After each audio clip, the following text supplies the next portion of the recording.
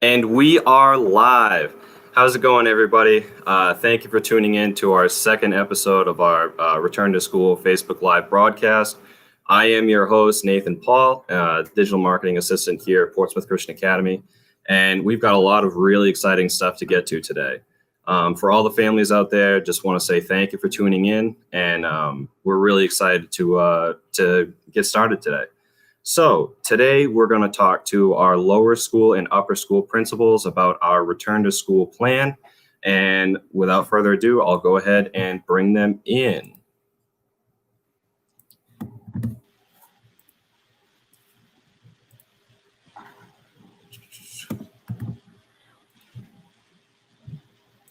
Dr. Abood, Jordan, how are we doing today? Doing well, thank you. Awesome. It's great to see you. Okay, so we'll go ahead and, well, first introduce yourselves to the people. Let them know who you are for any of the new families who are joining in. Yeah, absolutely. I'll start. So good afternoon, everybody. I'm Carrie Abood. I'm the lower school principal here at PCA. What that means is that I get the opportunity to serve and to lead grades kindergarten through 8th grade. And then I also work directly with our preschool director, Miss Tuttle, in the PCAP wing.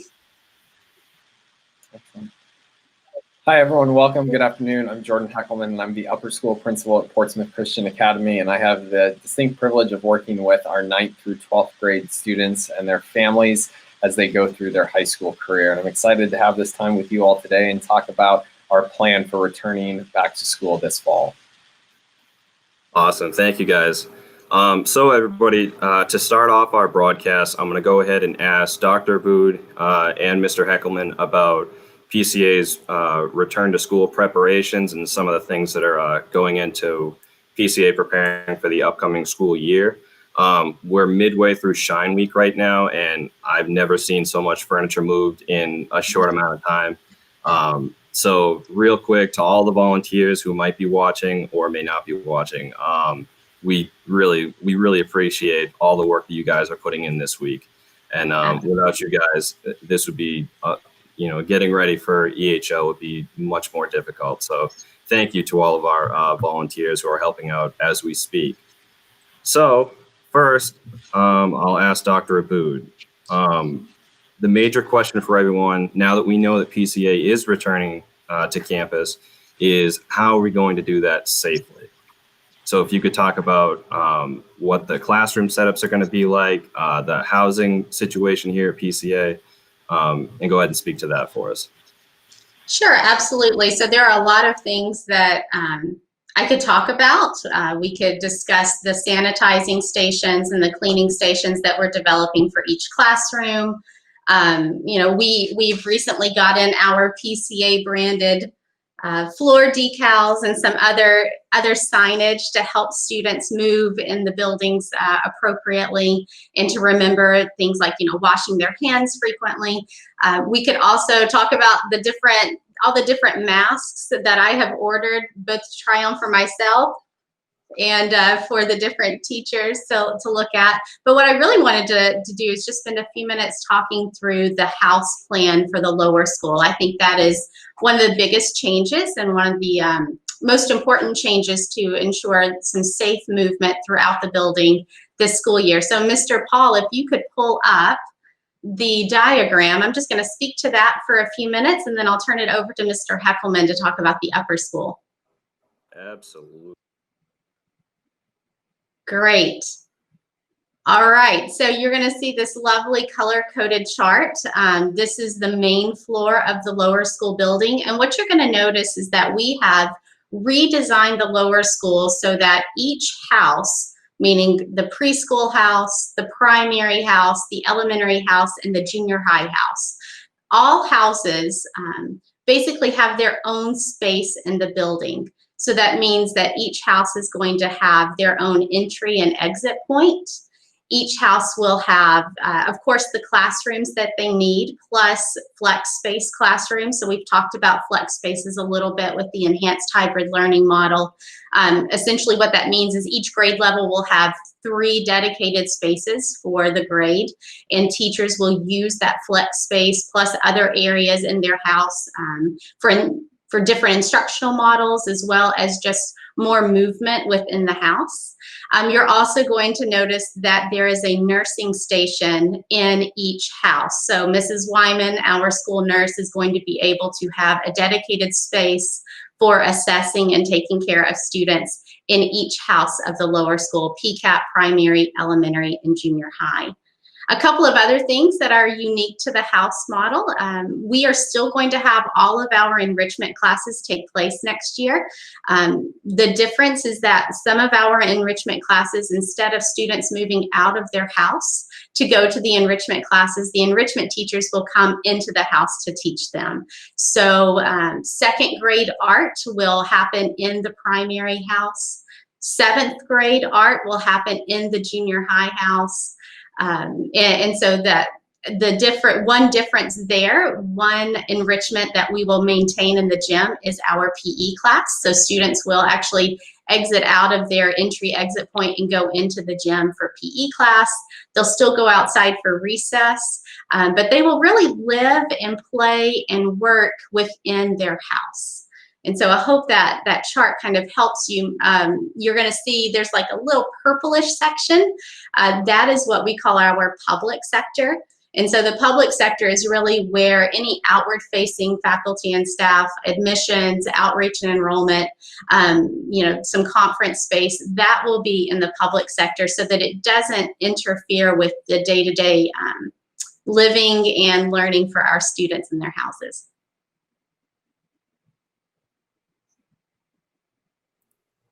All right, thank you, Dr. Abood, for giving us that little tour. So now I guess we'll move over to Mr. Heckelmann to talk about the upper school. All right, Mr. Heckelmann, so same question to you. I know that there's a movement plan that's going to be implemented at the upper school. I do have both movement plans ready for you if you want to talk about those, but just let me know. Go right ahead. Yep, excellent. Well, first, Nate, to kind of piggyback on what you were saying, thank you to all of the volunteers who have been serving now during China Week. I was working with many of the volunteers, many of whom are students that we have currently this morning to help arrange our classrooms at the upper school. And they did a tremendous job of helping us to socially distance our rooms so that we can welcome our students safely back into our classroom. Now, in general, the upper school is taking a variety of steps to ensure the safety of our faculty and staff. And one of those things is establishing a new movement pattern in the upper school that is designed to limit congregating in the hallways and to just help with the flow of traffic. So Nate, if you want to put that up, I'd be happy to talk everyone through that in more detail. Sure. I'll give you Rooney Hall first, and then we'll move over to Triana whenever you're ready. Excellent. Wonderful. That would be great.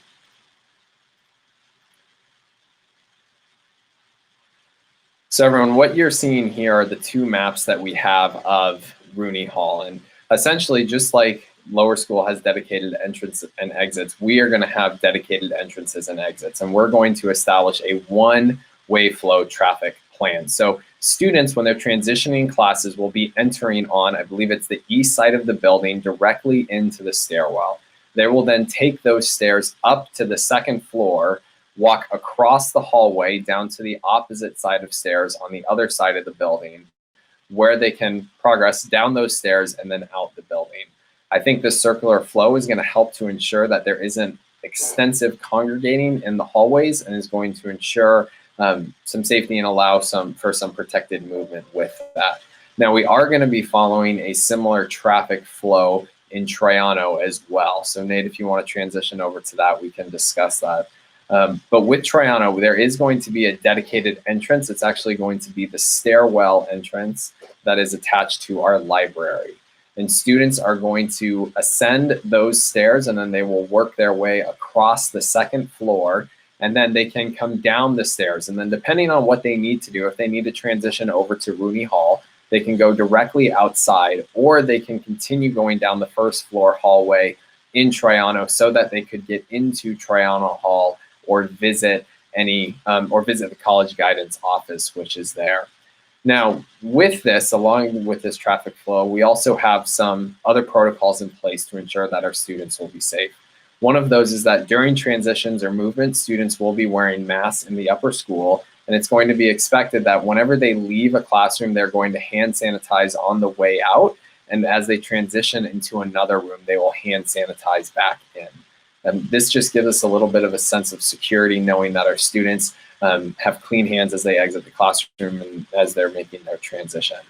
There are also a few other adjustments we're making, and Mr. Paul, at this point, you can remove the movement plan, but we've also adjusted our schedule to allow more times for transitions, but also to allow opportunities for students to socialize. One thing I think that we all experienced this past spring during our emergency remote learning was a lack of social opportunities. So that's something that we are finding ways to do as students return in a safe manner to ensure that our students can have that aspect of their education.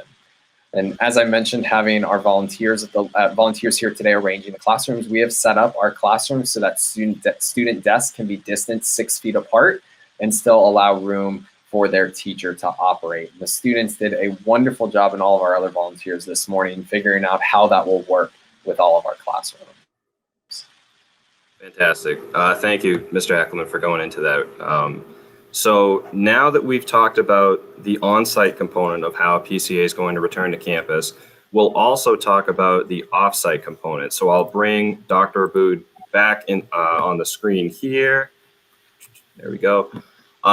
So for this question, I think I'll just leave it to both of you to cover different components of it, but we'll start off with Mr. Heckelmann, if you would, talk about how, in case that there's, an outbreak of COVID in the PCA community, or even if it's, a parent who starts to get a little wary of cases rising in our area and decides to pull their child from PCA for a couple of weeks to wait for things to die down. How is PCA preparing to serve the off-site parents' needs? Absolutely. And I think one thing that I also want to throw in here is that in order to transition into this enhanced hybrid learning model, we have had a task force that has been working all summer, and this task force has been comprised of faculty and staff members at PCA who have been working to identify what technology we need as a school to be able to teach from PCA at PCA, and then extend beyond PCA to connect with students who are remote if health concerns arise. And from the technology standpoint, what we're looking to do is have a standard setup in every classroom that will allow teachers to teach students on campus synchronously with students who are remote. So in each classroom, we're going to have a teaching cockpit is what we're calling it. Each teacher will be equipped with a laptop, which attaches to a docking station. The settings for that docking station are actually saved or recorded on the laptop so that if a teacher needs to move classrooms, they can plug into that docking station and their preferences will be communicated to that docking station. The docking station will connect either to a projector or a TV so that content can be displayed to students in the classroom and to students who are remote. We're also looking to have a document camera in each classroom, along with a potentially another screen or a way for students who are in the classroom to see their classmates who are remote. And lastly, we'll have a video camera that is present in the classroom so that students who are remote can see their teacher and see things that are happening. And finally, we've found this really cool piece of technology. It's called the Bamboo board. And I know specifically at the upper school, our math teachers are very excited for this because during the emergency remote learning, they had a hard time writing up math equations and modeling for students what that looked like on a whiteboard. And what the Bamboo board allows teachers to do is write on it like they would a whiteboard, but it projects that writing up onto a screen, which can then be pushed out to our remote students. And all of this technology and the standard setup that we're going to be using is going to allow our teachers to continue to do what they do best, which is foster relationships with each of our students and provide them with an excellent education, whether or not they are present on campus or are at home due to health concerns. Great. And I will tag on to that and talk a little bit about the technology needs for our offsite learners, whether it's an offsite learner for 2 weeks or for an entire quarter. One of the things that we are looking at and developing with our enhanced hybrid learning is that we recognize students are going to be more in synchronous learning during the fall and into next school year. And so we would recommend for our offsite learners that you look at having a device per student so that students, especially if you have multiple children at home, that way both students can be on with their classmates, with their teachers synchronously throughout the course of the day. We recognize that for our younger students, it seems that Chromebooks are perfectly okay and they have all the needs, all the tech needs to support the learning offsite. What we're noticing is a recommendation for particularly our junior high and upper school students is that if you are looking to purchase a device for home, look for one that is absolutely Windows compatible and able to download the Office 365 app onto the desktop. So we have Office 365. I think I saw a question come in asking about software. We are definitely going to be using Microsoft Teams. And so if you have a device at home where you can actually download the Teams app onto the desktop, there's a lot more compatibility and a lot more functionality with that, with the desktop version. And so that would be a recommendation. But if your students are coming on site, then that's kind of what we are expecting for the vast majority. When you're coming on site, we are actually building classrooms and having the technology for the students. So there's no requirement for our students to be purchasing devices to bring on site. It's more about when and if you're an offsite learner.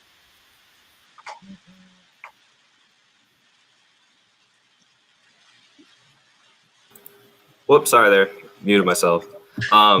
Okay, so thank you guys both for answering all these questions. So now that we've covered, we've given a pretty decent view of what enhanced hybrid learning is going to look like at PCA next year. Now we'll go ahead and open the floor to all these questions that are in the comments below, and I am reading about 5 to 7 of them so far. So we'll start with the first one, and I'll pose the question and I'll leave it up to you, Dr. Abood, or you, Mr. Heckelmann, as to who wants to take the question. The first one asks, behind the scenes, is there a regular timeline on which PCA will reevaluate its status in addition to day-to-day decisions? For example, some public districts will be reevaluating public safety every 2 weeks and announcing to parents how the next 2 weeks will be provided. I can speak to this one. Thanks, Amy, for that question. I will say that I have not heard that we have a 2-week reevaluation timeline. I think Mr. Rooney would say that we are absolutely just about every day evaluating and reevaluating and paying attention to the current status in both our area and in New England. So I would go ahead and say that you can expect routine updates and adjustments. Part of moving into this year, we've talked about one of the principles being agility, and that is absolutely a piece of being an agile community and being ready to not only adjust and adapt, but communicate those adjustments and needed adaptations and communicating those to our families as quickly as we can. Mr. Heckelmann, the next one, I guess we'll go to you, about socialization for the upper school and what the conversations have been like about what socialization will look like for the upper school students this year. Yeah, absolutely. That's an excellent question. And I think one advantage that we have as a school is that we have a large, beautiful campus, and there are lots of outdoor spaces that we can utilize as a school. And right now we have students who have been coming on campus to participate in athletics according to the guidelines that have been passed down through the New Hampshire government. And it's been wonderful seeing them back on campus and have that ability to connect. So that's one way we're looking to have students connect and socialize, is by participating in athletics in accordance with the guidance that has been given. Now, during the school day, we're also looking for opportunities where we can get students outside. It is not uncommon in the fall to see upper school students go outside to enjoy lunch and to spend time playing games and things along those lines. And we have, with our schedule, expanded our lunch period to give students the opportunity to go outside while remaining socially distanced and find ways that they can connect with their friends and enjoy God's beautiful creation in our wonderful campus. We're also trying to allow opportunities for students to connect and socialize in other ways. And that includes with how we are looking to structure small groups and chapel. This year, given the size of our student body, we are looking to do chapel in a variety of different ways, but our primary mode is going to be by having students be present with their small group. We do divide up our small groups, male and female, but we mix grades. So we have seniors, juniors, sophomores, and freshmen who will be combined in a classroom socially distanced. They will then be engaged in chapel, which will be followed with a small group discussion. And that's going to be a great opportunity for students to connect and engage with one another, not only on socially, but also spiritually as well. And those are some of the primary ways we're looking to build in socialization safely at the upper school. All right, guys, it's Dr. Abood and Mr. Heckelmann, and we're back. Sorry, I think there's some technical difficulties going on, but we know that you're still there wanting to hear from us. So we're going to hope to answer some of the questions that you had. I will say we restarted the chat because we had to go live again. So I remember a few of the questions that were in the chat, but if you asked a question and we did not answer it, go ahead and just pop that question back in the chat again so we can be sure we answer it. So I'll start right back where I left off, and I may have answered this question twice already, but I'm going to go back to lower school chapel and how that looks. I think, Stephen, you asked that question. It's a great one. So right now we're planning to absolutely have spiritual formation and chapel programs at the lower school for all of our grade levels. They will likely be within the house so that students can still gather with appropriate size groupings and to be able to socially distance themselves. But we'll still have those and working through the details right now on that. Mr. Heckelmann, do you remember another question that you want to answer? Yeah, this one actually just got passed along. I think it's a great question. Will students have to wear masks in the classroom or just during movement? Will the children have to wear masks outside on the playground? Now, I'm happy to start with that one and speak to it at the upper school. Right now, we are asking students to wear masks anytime they are moving or transitioning, or when social distancing cannot be maintained. Now, I mentioned earlier, at least in our first live session, that we've had students and volunteers here present helping us to arrange our classrooms.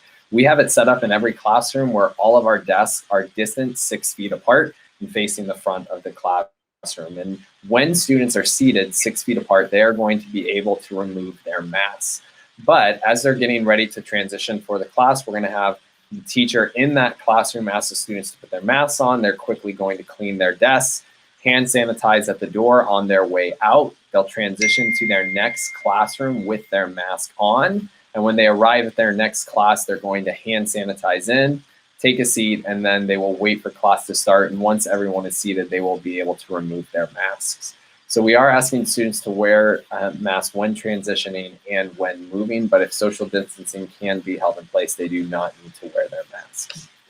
Great. And so, yeah, so some of that can be ditto for the lower school, looking at when students enter and exit the building, when they are moving in the hallways or transitioning throughout their house. And then also if within the classroom, they're in an instructional strategy model that requires them to be closer than 6 feet in distance. So we are also doing a lot of the same things that the upper school has already started today, with doing some new spacing and configuration in the classrooms.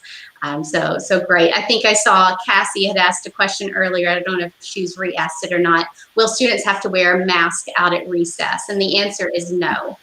So we will be able to be outdoors, and we're actually reconfiguring the way our recess runs so that we're going to have less students outside at one time so that they have more room to play, more room to be distanced.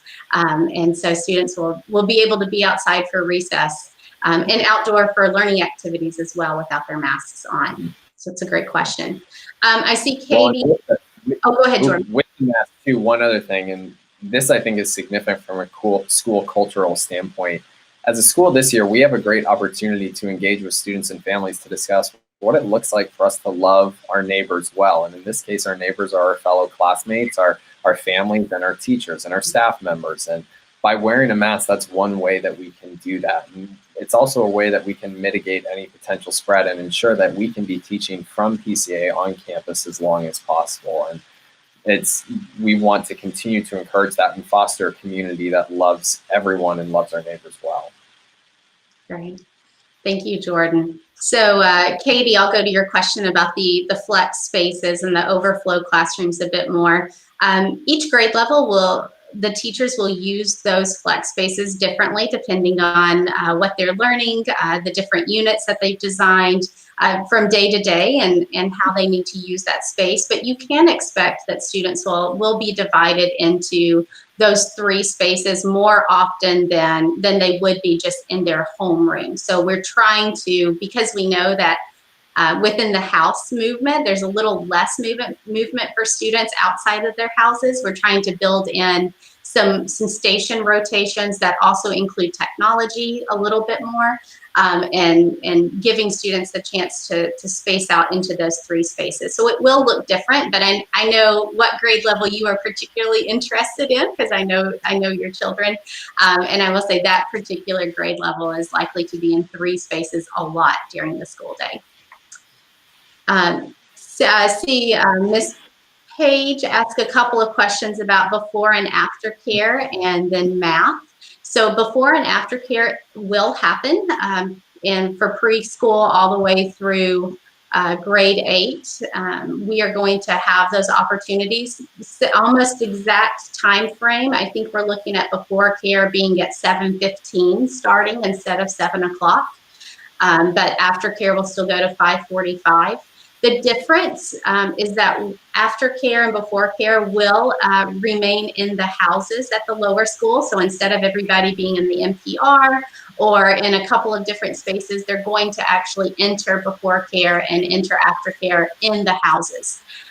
Because of that, our staffing has to look a little bit differently. So we're going to be asking families in the next few weeks, we're going to open registration for before and after care. And we're actually going to ask families to pre-register so that we have a good idea of how many students we're going to have in aftercare and before care in each house so that we can staff it appropriately. So at this point, we're not putting parameters as far as how many we can have. We just need to know ahead of time so that we can staff it appropriately.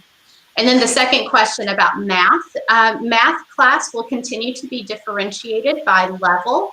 I have been looking at the charts and the students and their assigned classes, and we are making configurations and plans so that students can continue to have the math level that's appropriate to their readiness level, but within their house.